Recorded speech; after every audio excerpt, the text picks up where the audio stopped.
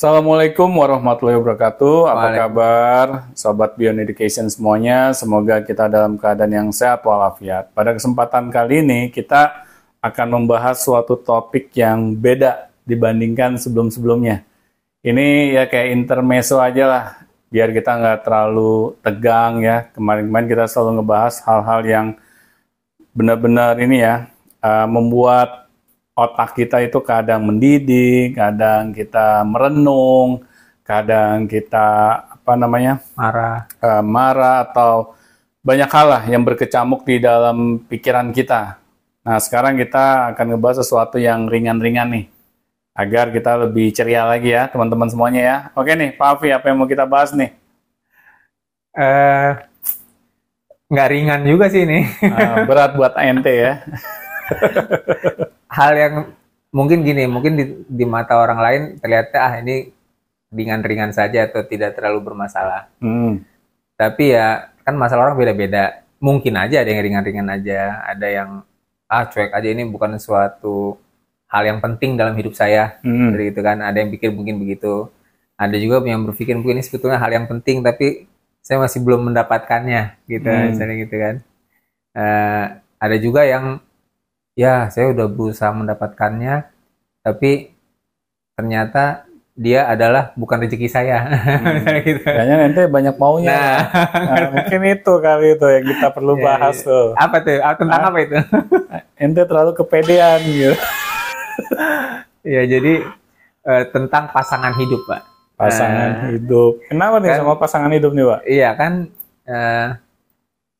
kan manusia itu diciptakan berpasang-pasangan. Iya, kecuali ya kan? ente gitu ya. Nah, saya doang. Jadi ya mungkin ada yang bisa yang menemukan pasangannya di usia yang masih relatif muda, bahkan ada yang udah belasan kan. Saya pernah dengar itu di daerah Sukabumi apa ya? Kenapa? Itu masih 19 tahun udah jadi janda gitu. Iya, banyak gitu, Pak. Berarti dia sudah menemukan jodohnya jauh sebelum ya mungkin 17-16 gitu kan, udah nikah gitu, habis itu cerai di umur 19 atau meninggal. Ya bisa jadi cerai, bisa jadi salah satunya ada yang meninggal, kita nggak tahu. Tapi ya itu berarti dia sudah menemukan jodohnya. Ada juga yang di kepala 2, ada juga yang di kepala 3, kepala 4 dan seterusnya. Ya berita terakhir ada juga yang katanya kepala sekolah sudah pensiun apa ya, itu menikah dengan muridnya. Mantan murid atau murid lah ya. Dianya udah pensiun gitu. Jadi dia ternyata baru menemukan jodohnya di usia ya, kepala 6 berarti ya. Itu jodoh yang keberapa kali itu ya? Itu jodoh yang keberapa ya? Saya nggak tahu. Jodoh yang kedua itu. Saya nggak tahu.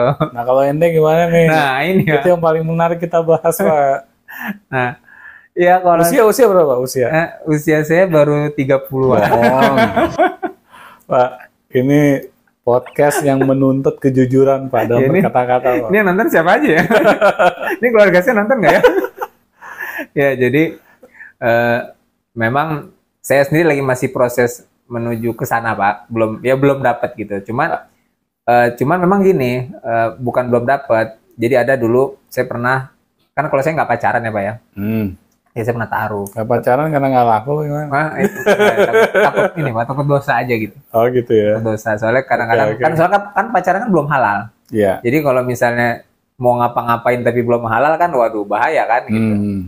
Nah, jadi daripada gitu. Jadi saya ikut ta'aruf, Pak. Ada grupnya, ada grup ta'aruf. Oh, enggak, kalau pertama-tama waktu pertama kali sebelum saya masuk grup ta'aruf itu saya dikenalkan sama ustadz. Jadi ada ustadz, teman bapak saya gitu ya.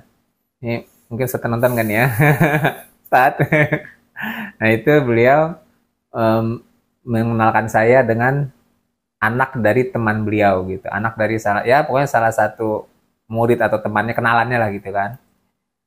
Nah lalu begitu dikenalin sayanya minder, Pak, karena ketika itu waktu itu saya baru lulus kuliah, belum kerja ya kan, belum punya penghasilan dong kan. Terus sementara di sisi lain anak dari teman ustadz itu orang kaya, Pak. Wah, mobilnya 3. Bagus dong. Nah, ya kan, tapi saya jadi, waduh gimana ini kan. Emang kenapa? Begini, Pak, waktu itu saya berpikirnya, kalau saya tidak bisa memberikan standar yang bapaknya, waduh ntar saya bisa, ya ntar dia marah. Bapaknya minta nggak standar itu ke ente? Nggak tahu sih, nggak tahu karena kan ini asumsi ini doang. baru dikenalin aja, jadi belum lanjut ke jenjang berikutnya, jadi kenalan habis itu sudah. Karena saya berpikirnya kalau waktu itu anaknya itu seperti saya juga nih, sama-sama baru lulus, sama-sama kita berjuang gitu, mungkin saya masih mau lanjut karena kita pada posisi sama-sama ini nih, jadi mari kita berjuang bersama gitu dengan standar yang ya juga sama gitu. Misalnya kita makan nasi telur berdua masih bisa gitu kan. Nah kalau yang kayak tadi itu mana bisa dia makan nasi telur berdua gitu kan, kalau dengan kondisi saya waktu itu.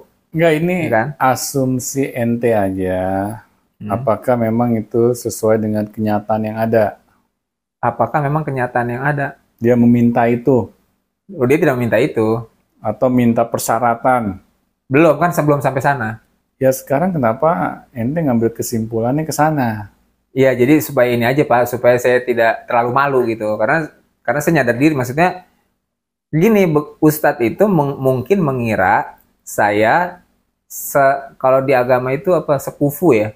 Sekufu itu jadi kira-kira selevel lah gitu sama anak beliau, karena Ustadznya melihat orang tua saya. Karena orang tua saya memang ya alhamdulillah gitu ya, cukup lah gitu, cukup berada gitu. Jadi nggak kaya mah nggak, tapi cukup lah. Nah beliau merasa gitu. Nah tapi kan kalau saya beda kan, ketika saya menikah sama anaknya, misalnya saya tinggal sendiri, apalagi ngekos, apalagi lagi susah-susahnya, belum punya kerjaan dan sebagainya, ya itu kan beda cerita. Saya nggak mau mengandalkan orang tua ataupun numpang hidup di rumah mertua, kan begitu pikiran saya waktu itu gitu kan. Jadi akhirnya saya dilanjut. Nah habis itu saya masuk grup ta'aruf. Nah ketika masuk grup ta'aruf, ada kenal sama orang itu, lanjut, tapi akhirnya baru pertemuan kedua nggak berlanjut ke pertemuan ketiga. Kenapa? Nah, karena saya nggak bisa ngasih mahar yang dia minta. Halo, mahar pesawat? Enggak pesawat juga sih. Ya angkanya nggak cocok lah. Hah? Angkanya. Jadi saya menawarkan angka sekian, dia maunya angkanya lebih dari itu. Ya tulisan aja angka di kalkulator.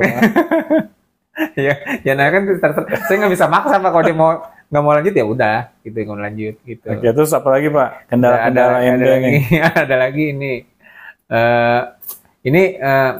Mohon maaf nih ya, saya bukan orang yang terlalu memandang fisik mah, nggak juga gitu. Nggak harus cakep itu mah nggak. Cuman saya waktu itu pernah juga sama ibu saya nih. Ini ada anak teman gini-gini, ya udah. Begitu lihat fotonya gendut banget. Ya udah cocok Pak, ini kan kurus. Dapat calon yang gendut kan begini, perbaikan gizi Pak. Saya bukannya rasis atau apa namanya body shaming, tapi saya nggak kuat gendong kan. Suami istri kan gendong-gendongan biasa, terus saya jatuh kalau gendong dia Pak. Nggak ada salahnya suami digendong istri Pak. Aduh maaf ya, saya nggak body shaming ini, cuma itu waktu itu akhirnya nggak jadi juga gitu kan. Saya jadi maksudnya maksudnya gini, intinya saya pengen lah bisa minimal apa ya, nggak harus gendong-gendongan juga sih, tapi maksudnya bisa untuk romantis juga gitu kan. Jadi saya tanya nih Pak Afi nih, Pak Afi kayaknya udah banyak cerita juga ya tentang pengalaman percintaannya nih. Percintaannya belum ada Pak.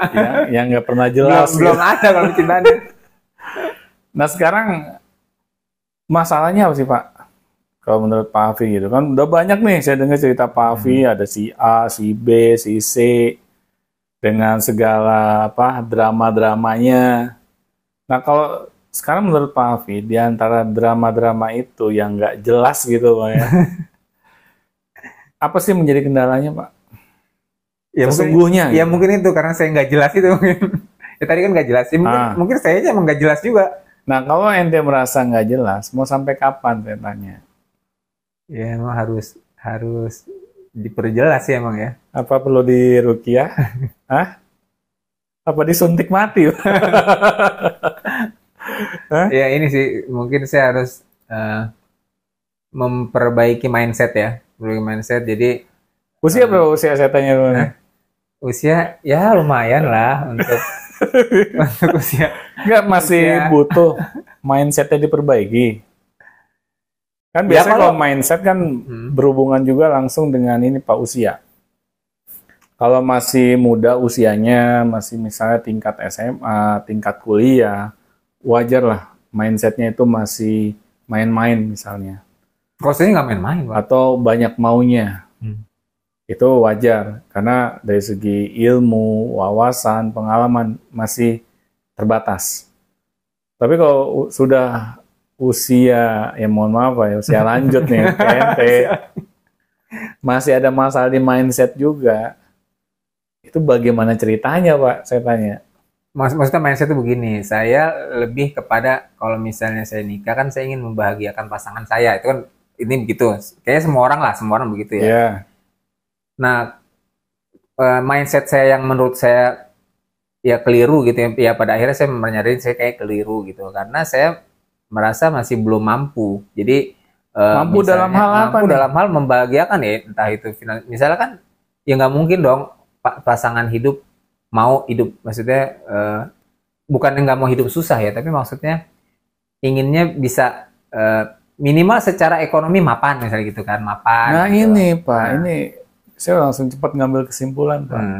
Itu masalah yang selalu dikumandangkan sama para jomblo Pak, di seluruh dunia. Ya. Kecuali Rocky Gerung ya, dia udah mapan. Kalau Rocky Gerung saya nggak tahu. Dia apakah pengen mendapatkan seseorang yang selevel dia atau dia belum bertemu sampai saat ini, saya nggak tahu ya. Tapi kebanyakan orang-orang yang jomblo nih, apalagi udah usianya lanjut Pak, terlalu banyak maunya Pak. Mau beginilah, mau begitulah. Akhirnya sampai detik ini dia nggak ketemu Pak apa yang dia inginkan. Nah, karena dia terlalu membayangkan jauh ke depan. Padahal masa depan aja belum kita temui. Kita hidup di masa apa, Pak? Masa? Ya, kita hidup saat ini di masa apa? Masa globalisasi. Bukan globalisasi.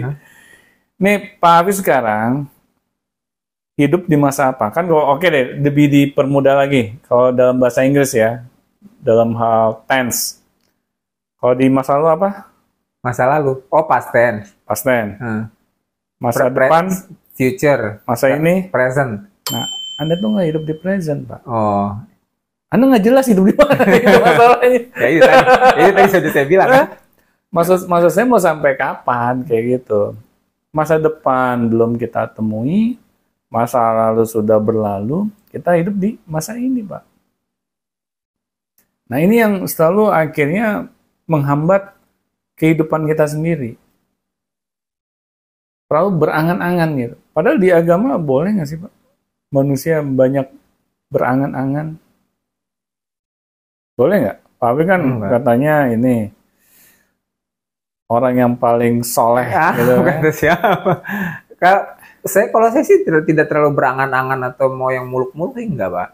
Justru malah saya jadi jatuhnya kayak saya nggak tega atau kasihan kalau sampai saya bisa akan membuat susah anak orang. Itu bukan angan-angan, Pak. Itu yang menghalangi sebenarnya kehidupan ente sendiri untuk mendapatkan jodoh. Ente terlalu apa istilahnya panjang angan kali ya, benar nggak sih? Panjang angan itu kan maunya muluk-muluk, misalnya Dian Sastro gitu kan, maksudnya kayak gitu. Ya, itu salah satunya Pak. Ya, karena apa? Karena panjang angan-angan ini bukan hanya sekedar hal yang muluk-muluk saja, yang intinya tuh jauh dari jangkauan kita. Tapi kita sudah membayangkan sesuatu yang menurut kita itu menakutkan gitu. Padahal kejadiannya belum. Nah, ini yang menjadi masalahnya, Pak. Kenapa kita selalu menghambat jodoh kita sendiri? Karena Pak Afi kan tadi sudah cerita ya, banyak yang menawarkan lah jodoh kepada Pak Afi. Ini jodoh di hadapan Pak Afi udah kayak apa? Kalau istilahnya tuh Pak Afi berdiri di halte busway gitu, busway udah mondar mandir gitu, tiap menit gitu, tapi lewat lagi. Pak Afi masih nunggu di halte, Pak. Ya. Nah itu mau sampai kapan? Mau sampai halte busway-nya tutup gitu, nggak ada yang lewat lagi, Pak. Nah, itu Pak, sadar nggak sih Pak? Pak Afi, saya bisa perumpamakan seperti itu. Ya. Udah banyak nih bis busway yang lalu lalang. Pak Afi masih aja di halte gitu. Nggak naik-naik gitu. Nah itu tuh, mungkin Pak Afi mesti nanya tuh sama yang nggak naik-naik gitu tuh. Temen-temen lo kenapa nggak naik? Padahal itu udah banyak tuh bis busway di depan kita. Itu bisa diibaratkan seperti itu, Pak. Ya kalau saya sih, ya melihat apa yang Pak Afi ceritakan ini selalu sama, Pak, dengan alasan para jomblo-jomblo yang lain. Dia terlalu mendramatisir gitu, Pak, di dalam otaknya gitu, tentang arti sebuah kata jodoh gitu. Kadang ya sulit, Pak, kalau kita berharap jodoh yang perfect gitu, Pak. Kan mungkin Pak Afi juga pernah dengar ya dari guru kita sendiri. Mana ada sih ya dua anak manusia, apalagi ini berlainan jenis gitu. Kita dibesarkan dari orang tua yang berbeda, lingkungan yang berbeda. Tetapi pas sudah besar kita maunya sama gitu. Emang ada, Pak, ya begitu? Enggak. Nggak ada kan? Secara logika deh. Enggak. Nah, tetapi kenapa kok kita menginginkan hal itu yang kejadian, Pak? Kira-kira kalau menurut Pak Afi kenapa?